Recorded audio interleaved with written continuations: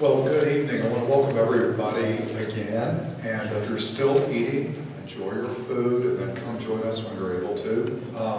We're going to start with some introductions.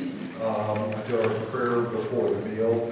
And I'll pray again toward the end. But I always like the introductions at the beginning of the year. So I want to point out, most of you all have met Deacon Mike Catalano, who is the director of the RCIA process. So the Rite of Christian Initiation of Adults, also known, by the way, as the Order of Christian Initiation of Adults, so you'll start seeing that phraseology pop up some. But I'm always curious about what brings people here to learn more about the Catholic Church, or whatever reasons brought you here. So this is a mix of people in our room tonight. We have people who are Catholics, have been Catholics all of our life, like myself. We have people who became Catholic at some point in their journey, and many of you tonight are learning more about the Catholic Church, thinking about whether you want to become Catholic or not. So I thought we might do introductions and just a little bit about yourself, what category of person you're in. I just mentioned those categories, and what brought you here. And I will start. Father Mark Beckman. I've been a pastor here at St. Henry this is my 9th year. I've been a priest for 33 years. And the reason that I keep coming back to RCIA is that I love this journey and I love meeting the people who are here asking questions and wanting to learn more. So that's the reason I come back again and again. And I'll just go to my right, front row. Wow. Great to hear those introductions. And you get a sense tonight, don't you, that we are all here from different places in life. All of us have come from different backgrounds, and yet we're all here in this very particular place tonight for a reason, I really believe. So I will add that I grew up in Lawrenceburg, Tennessee, southern Middle Tennessee, at Sacred Heart Catholic Church. And when I was a teenager back in the 1970s, the RCI process began in our parish. And I was a lector at the Easter Vigil that year. And for the first time in my life, I saw adults who were baptized, and they got clothed in white robes, and we warmly welcomed them to the Catholic faith. And as a lifelong Catholic then, I remember being incredibly moved by that experience. And, you know, I was a shy kid as a teenager, but something in me impelled me to go up after the service and welcome those new Catholics. So there's something about that public witness that was incredibly moving. So this is an open-ended journey. I love what Marianne said. You're inquiring, you're inquirers, and that's what the church calls this first step in the process. You're simply here inquiring, you're learning, trying to figure out, is this for me? And I know some of you are already sitting there thinking, yes, it's for me, I just got to go through the process, whatever it is. And others are like, I'm not sure, I'm just here to learn. So we did have a fellow, he came for several years in a row, by the name of John. How many years? 5 or so? 5 or 6 years. He never became Catholic yet. He's still open to the process, but he came through the RCA 5 or 6 years in a row. So I run into him periodically in a grocery store somewhere, and I'm like, John, good to see you. So none of us knows what the outcome is going to be, but tonight we're here together for a reason, and I just pray that we're all open to wherever the Lord wants to take us in life. So. Okay, so tonight I'm going to do part 1 of a 2-part introduction to Catholicism. Or what does it mean to be Catholic?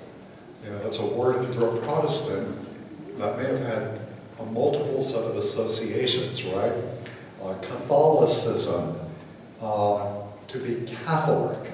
When was that word first used? Okay, the word goes back, I wrote the words on the board behind me. Katholikos, it's a Greek word, which means universal. That's the meaning of the word.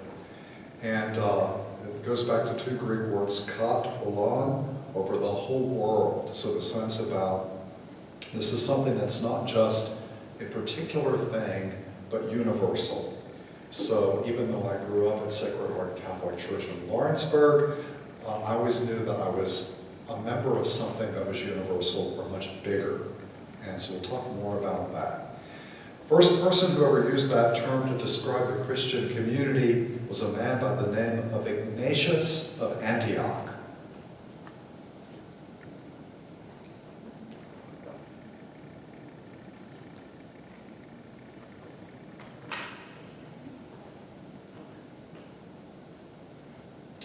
So he was one of the leaders of the Christian community who was martyred for the faith, and he died in 107 AD.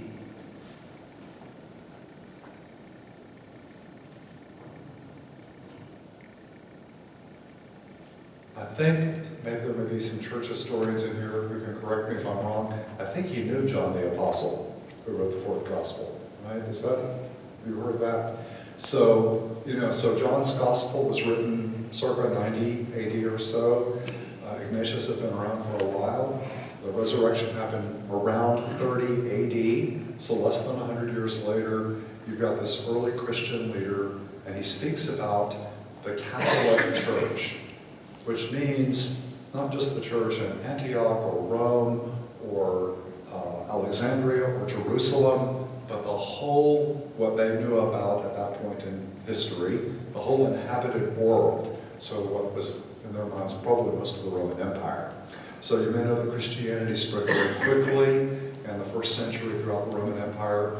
Romans were great road builders, and so civilization spread quickly, ideas spread quickly.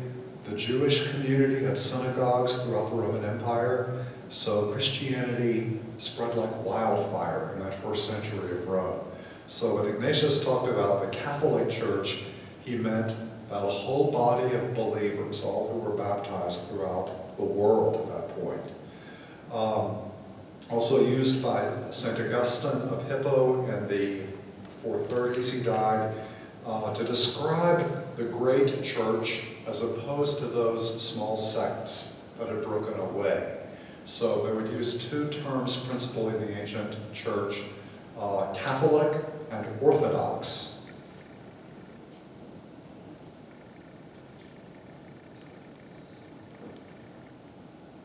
The word literally means right praise, right? So those who are members of the Orthodox Church are those who give right praise to God, the right belief, as it were, and Catholic. Those were used both terms interchangeably to describe the big church, the universal, everybody belongs, who is a Christian, believes in Jesus, and has become a follower of Jesus Christ.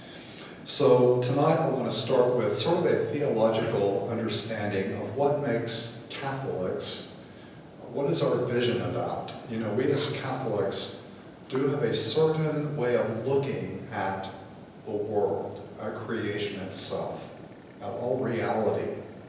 And I will start with words that may be familiar to some of you. When you hear the words, in the beginning, where do those words come from? In the beginning, when God created the heavens and the earth was a formless wasteland, right? You know, that's the beginning of what we call today the Bible, right? The book of Genesis, the first book. The word Genesis literally means beginnings. And so when you read the first chapter of the book of Genesis, you hear that God says in the very beginning, let there be light. And what happens? There's light. And then God creates day by day, and it says that God looked at what God made and saw that it was good. That's the affirmation of God when God looks at creation. When God finishes all the creation, he looks at everything that has been made and says, it's very good. That's our English translation. They doubled the word good in Hebrew. Good. It's good, you know? God is looking at this creation around us and he's saying, good, this is good. And part of that creation is, and it's really kind of the pivot of creation, the apex at the end.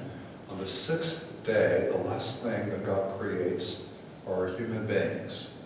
Male and female, God creates humanity in the divine image, in the image of God. And God gives this great responsibility to human beings to be caretakers of this creation, to have dominion. So God has ultimate dominion over all creation, but he's inviting humanity to have a share in that dominion. So then what happens on the seventh day? God will rest from all the work that God had done. So the proper way to finish a great work is to, I'm paraphrasing here, to sit back and enjoy it. God has done everything to create. Now God sits back on the seventh day to delight in what God has created. So there is in that first chapter of Genesis, and I think it's very important, a fundamental affirmation that this whole universe that we're living in, created by God, is essentially at its core good. It has, as it were, the fingerprints of God all over it. That's a fundamentally Catholic way of saying the universe. And those of you who have a scientific bent probably know more than I do about science. If I asked you, and we have a geologist in the room, if I asked you to give the scientific description of this universe, if I'm not mistaken, most scientists believe, cosmologists, that we're somewhere between, the universe is between 12 and 15, is it billion years old? It's been around a while. Planet Earth around 4 to 6 billion years. And so when you study the universe today, what we can see, for example, from the Hubble Space Telescope, or what's the new one? The James Webb Telescope, what the telescopes can see is so amazing. We see galaxies that are, and I don't remember the number of galaxies that we think exist in the universe, but it's billions and billions, right? And we're just in one of those galaxies, the Milky Way galaxy. And we have our planets, planet Earth and the other planets in our solar system, are circling around a medium-sized star. And there's a billion stars in the Milky Way galaxy. So when you step back and you imagine the immense size of this universe that we're living in, and we as Catholics have this core belief it's all created by God out of love, and it's all essentially good, that we see in this mystery, in this beautiful cosmos, that there is something of God and the presence of God in everything. So when I say we're Catholic, we have this fundamental trust in the goodness of the creation that our Creator has created, and its immensity, and its immense diversity and variety. So we have Catholic glasses when we look at the universe. This means that we Catholics, by the way, are very at home in seeing the work of God in creation. For us to go outside and to be overcome by the beauty of a sunset or a sunrise, to go out to the mountains or the desert, to go into the ocean, and to be awestruck and to say, God, you're here in this place. You know, your handiwork is visible to me. That we have this fundamental awareness, God is everywhere. God is, the fingerprints of God are everywhere. And we say that not only did God create the universe, but it's sustained by God at every single moment in time, or it would cease to be. So the creative power of God holds all creation, even ourselves, in being at every moment. So if you stop and just ponder that mystery for a moment, every single person you meet on the street, everywhere you go, there's nowhere that you are apart from the mystery of God.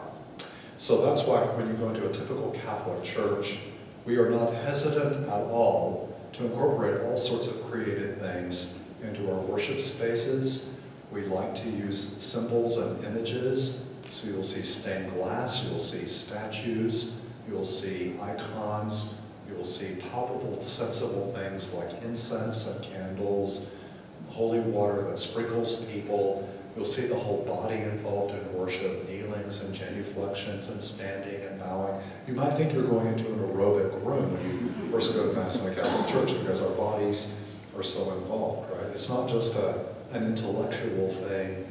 The whole person is involved in giving praise and thanks and adoration to God, which we do every time we celebrate Eucharist, which means to give thanks.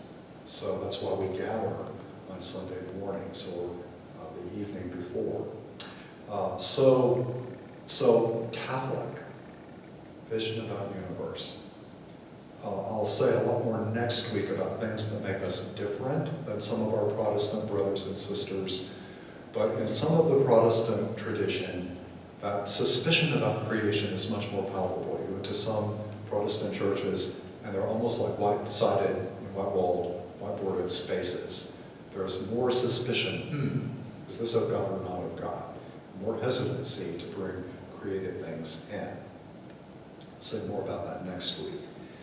So, you may have known I drew concentric circles on the board. So the broadest circle, to be Catholic, has the sense of Catholicism that all the universe mediates the holiness, the holy mystery of God in some way. Narrowing that down, we as Catholics feel an openness to all human beings, all human persons, wherever they are, and wherever they have been on planet Earth. Why? Because we're convinced that each and every person from the time that the first human beings breathed, received the breath of life from God, that every single human being that has ever been created or ever will be created was intentionally created by God out of love. And that each and every person has the image and likeness of God as a given. Now, the likeness they don't always keep, but the image of God is always still in the human person. So we see something very unique in human persons everywhere. Back in the 1960s, before that time, most of the time when the popes would write encyclical letters, they would write to their fellow Catholics or the bishops. What is the Pope, by the way? The Pope is the Bishop of Rome, the city of Rome. And Rome has a place that is unequaled. It is the place where both Peter and Paul were martyred, put to death there.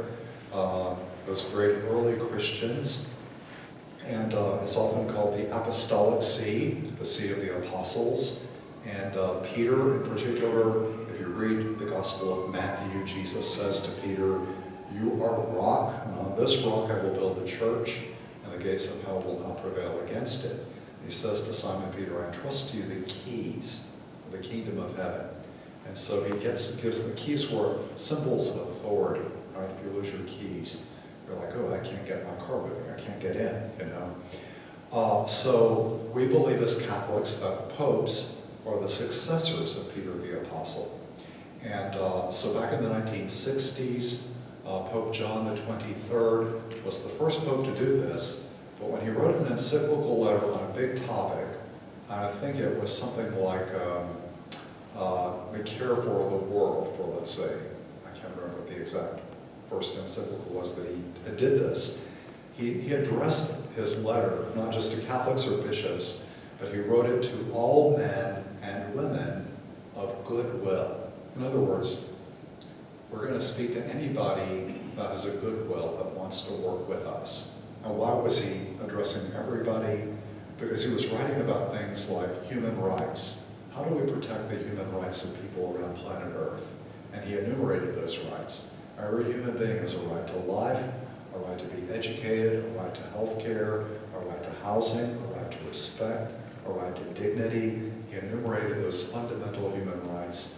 And he invited human beings everywhere to work together to respect those rights. Pope Paul VI in the 1960s wrote letters like that about peace on earth. We were a divided world in those days, East and West.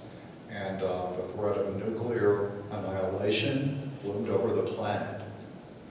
Pope Paul VI addressed all people of goodwill and said, "Can we not build a world of peace for everyone?" Pope Paul VI talked about the progress of peoples. You know, he looked around the world, around the globe, planet Earth, and said some people have enormous wealth, enormous resources, enormous privilege, and other people in vast sectors of the world are starving to death. And we have an obligation that we care for every human being everywhere, and this unequal development is not right, it's not of God. And so he was calling upon those who had resources to begin to help nations, to around the planet to become developed so that they could sustain a worthy life for any human person. And then, well, most recently, one of the big ones, Pope Francis, was about the care for creation. And Pope Francis calls this planet that we're living on our common home. And he says to all people of goodwill, you know, we've got to take care of this planet that's been entrusted to us, not only for ourselves, but also for our children, our children's children, future generations yet to come. So, you know, we have this sense that we will work with all people of goodwill anytime we can build up a world that sustains and supports human dignity, respect for human life, and all of the rights of the human person, that helps to create a world that is fair and just and good, and that helps our world to stay well, to sustain human life. So we see ourselves as really connected with the whole human community. More deeply, we do feel very connected with those who have a sense that this visible, tangible world is not all there is. So people who have a belief in a mystery, a reality that is greater than we are, the divine, or the mystery of God, the ultimate. And you all may know that there are many ancient religions on this planet. One of the oldest on the planet developed in India. So Hinduism is probably the most ancient of the great world religions. From that came Buddhism, so Siddhartha Gautama, a key figure in the beginning of that major world religion. And there are also great philosophies in the East, Taoism, Shintoism, and so forth. So these great religions are growing through time. And then in the West, particular development of monotheism, belief that there is only one God, develops.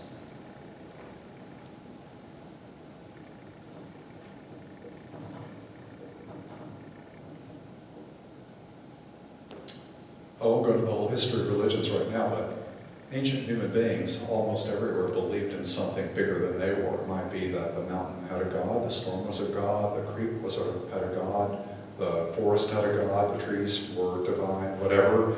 And they, polytheism, they worshipped gods beyond themselves. Even the ancient Greeks and Romans had an entire pantheon of gods, which did all the things that human beings did. They made love, they made war, you know, they did what human beings do.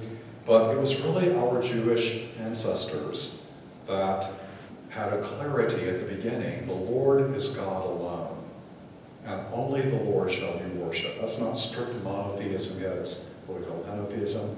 Our God is the top God, all the others are less than. But it also becomes clear over time that the other gods are not real at all. They have mouths, but they don't speak. They have ears, but they don't hear. They can't even walk. So they began to say there is really only one divine reality, God. And so this is very important as our Jewish ancestors grow. So how do we Catholics look at all the religions of the world? We reject nothing that is true or good or holy in any religion.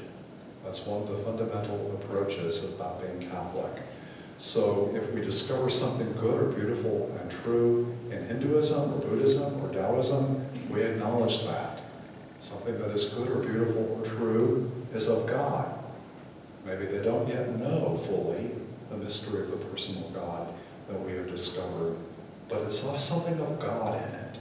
So we have to look at these great religions with a high degree of respect, but we also are aware that in some cases there are destructive errors in them that also harm the human person. I'll say more about that later. But the sense of openness to how God works in all the religions of the world, and even in pagan philosophies before Christianity, the great philosophers like Aristotle and Socrates and Plato, they all had, using human reason, insights into truth. And we would say that anything that is true, anything that is good, anything that is beautiful, ultimately has God as its origin. So God is the good, the true, and the beautiful. God is love itself. Someone said, you know, in our modern world, people have a hard time being drawn to truth but they're more easily drawn to beauty. So sometimes it's easier to attract people to the truth through beauty than it is through coercion, for example. More narrowly, though, we do share a connection with those who worship the one God. So that would be Muslims and Jews and Christians. So we all have roots going back to Abraham, our father in faith. So those are the three great Western Abrahamic faiths. And certainly, and I break them out, the Jewish people have a unique bond to us because it is from the Jewish people that the one whom we worship as Lord and Savior is born.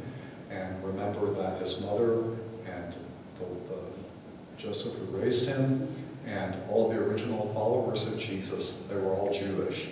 Remember Jesus making the statement, I came to gather the lost sheep of the house of Israel. And Paul writes in his letter to the Romans, he says, I would even allow myself to be damned forever if only my people could accept the revelation of God and the Son. So there's a special bond with our Jewish brothers and sisters. But most deeply, we're connected with other Christians.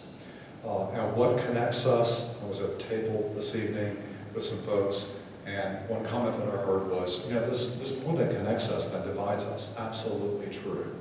So when we recite the Apostles' Creed on Sunday mornings, those creeds of the church go back many, many centuries, and many Christian churches, East and West, still recite those same fundamental creeds. So we share common beliefs, quite profound.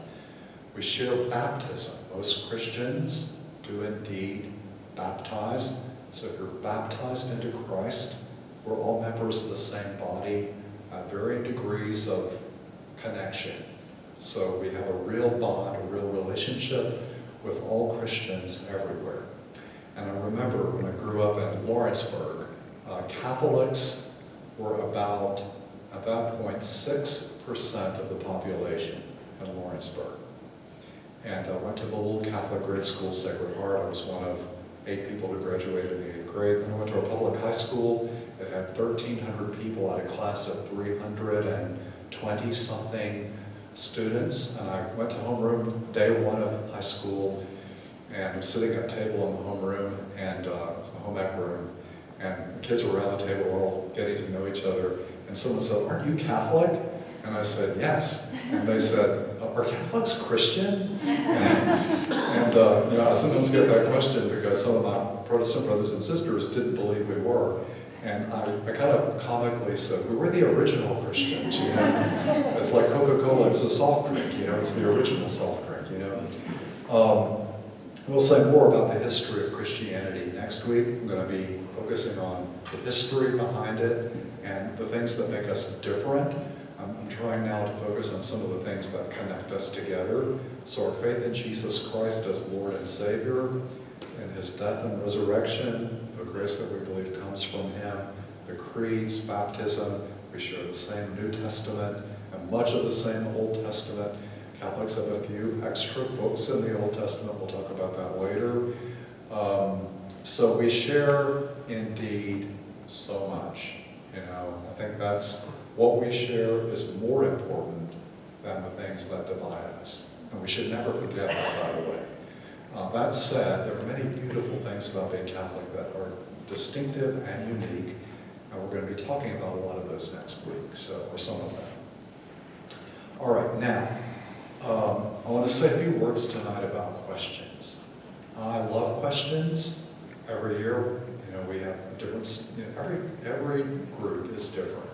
Some years when I said, does anybody have any questions? We get loads of questions, and I love answering them. Some years people don't like to ask as many questions, but they will write them down. So at every table tonight where you ate supper, there is a blank pad, and there are hopefully pens to write with at every table. So if there's a question that you would like for me to answer in my evenings when I'm sharing about this journey, we're going to be sharing about all fundamental topics, things that we believe as Catholics, But if you have questions early on, write them down, and I'm happy to answer them directly, okay? So it's a Q&A kind of approach. And if there are questions right now, I want to open it for a minute. If anybody has a question tonight. I guess I got one question. Absolutely. Are there any books or resources that you recommend for Protestants or? Yes, absolutely. So we will be giving you all something called the Catholic Update. That will cover every topic we're going to be talking about. Most of them, you're going to get some of them tonight. So you're going to get Catholic Updates. It's a little four-page, fourfold thing on the topic of the day. That's easy to read because I figure some people are not going to read a big book, but others will. So that's a great tool. We're also going to give all of you a copy of the Catechism of the Catholic Church. So what's the Catechism of the Catholic Church? Back in the 1990s, Pope John Paul II at the time wanted one single catechism to be written for the universal church that would express what Catholics believe today in light of the development since the Second Vatican Council, which was a universal church council that happened in the 1960s. So we have a catechism that's about this thick. So that would be an extremely good volume. I read it from cover to cover when it was published in 1994, I think it was, and loved it. Of course, I study theology, so it was easy for me. Others don't enjoy reading through the whole thing. I taught it, so I had this period of time where I taught it over the course of 4 years. But it has a fantastic table of contents, fantastic index, so you can look up any topic that you're interested in. You're wondering, like, what do Catholics believe about Mary? Look Mary up in the index and read what it says. If you want to know what we believe about the Eucharist, look it up, read it. So we'll also be giving you eventually a calendar which will cover the topics we're doing, which will have pages in the Catechism that you can read about the subject. So the Catechism is good. We're also going to give you, we still do the handbook for today's Catholic, slim little volume. It's only about 50 pages of fundamental Catholic beliefs. It has some Catholic prayers, Catholic practices, so it's a very little handbook. There are lots of other books written by people who were Protestant and became Catholic, and one of them is called Rome Sweet Home or something like that. Scott Hahn was a Presbyterian, very intelligent fellow, scripture scholar.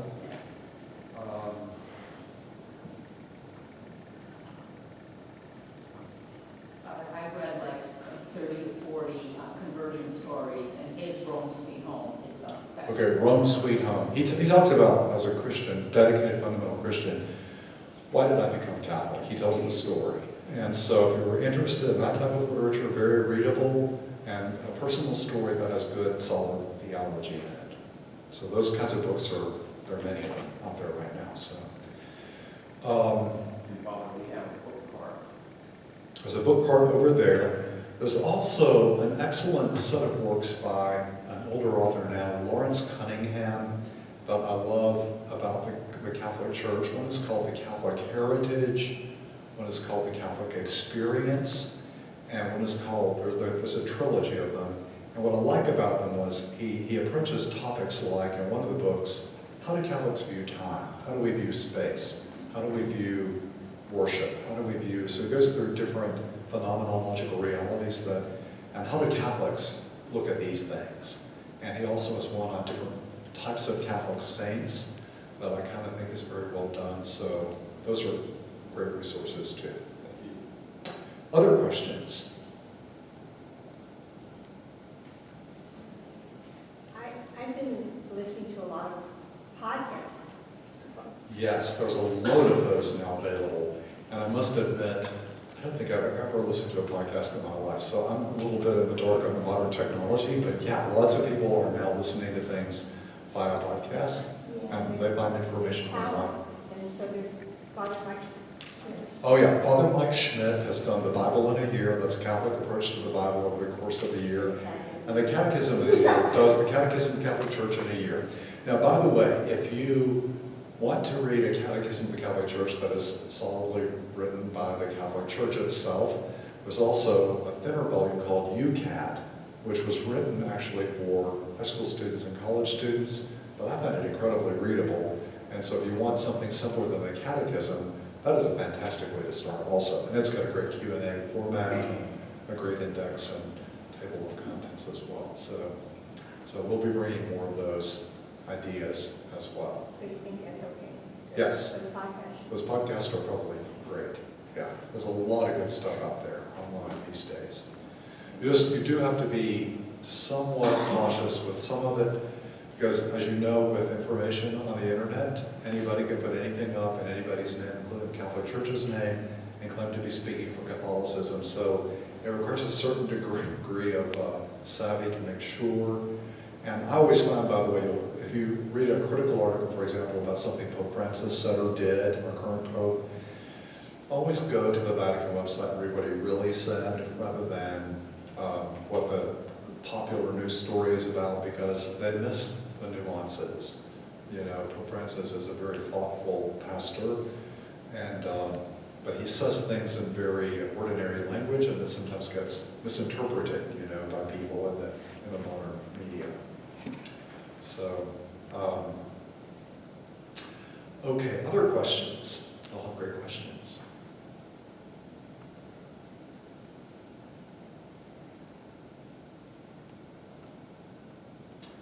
Okay, I have probably said enough for the evening. So Deacon Mike is going to do some basic housekeeping things for us tonight.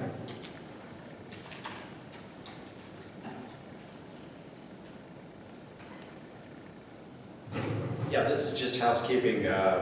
You've already seen the order of the evening, and I'm just going to go over this.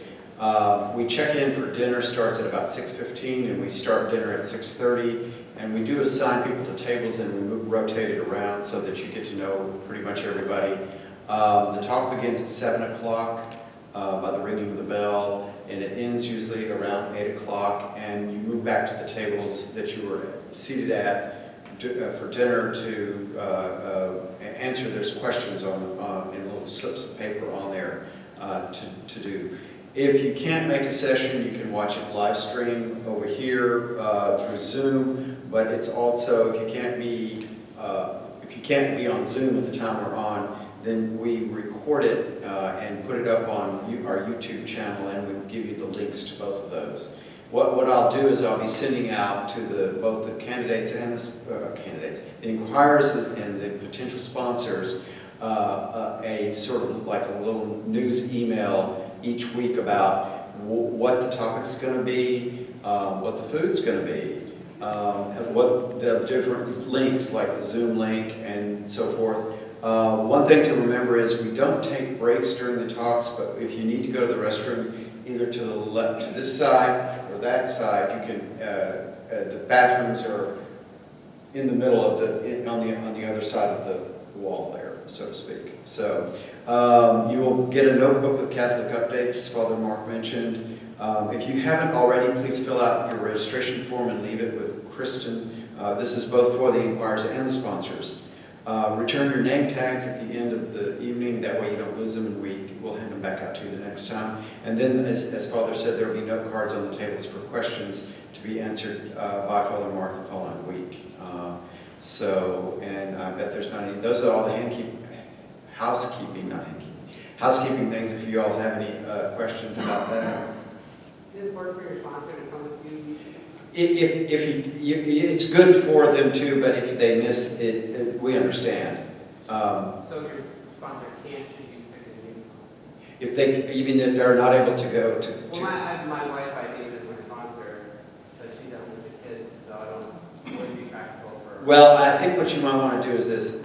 For now, don't worry so much about a sponsor. We do have people who have volunteered to be sponsors that we'd like to do it organically, is the best way to put it, is that we don't just assign you, but it sort of like naturally occurs by meeting people, because there's sponsors here that don't have candidates, so to speak. In other words, people that are potentially going to become candidates. So don't worry about it at this point in time. Now, we're so early in the process, if you don't have sponsors, don't worry about Correct. it. So that's something that, if you continue to go through the journey and want to become Catholic by Christmas time, and you say, yeah, I'm ready to make the first step, then you'll make sure you have a sponsor. Correct, and we'll have, and there are people who are sponsors who don't have a candidate, so to speak. So, good question. Anything else? Okay. I think at this point in time, go back to your tables, and there will be some questions that you're free to answer and discuss with each other, but then also there are note cards there. If you've got a question that you just didn't feel like asking now, you can write it down, or you can email me, and I will get the questions to Father for next week. Okay? Good?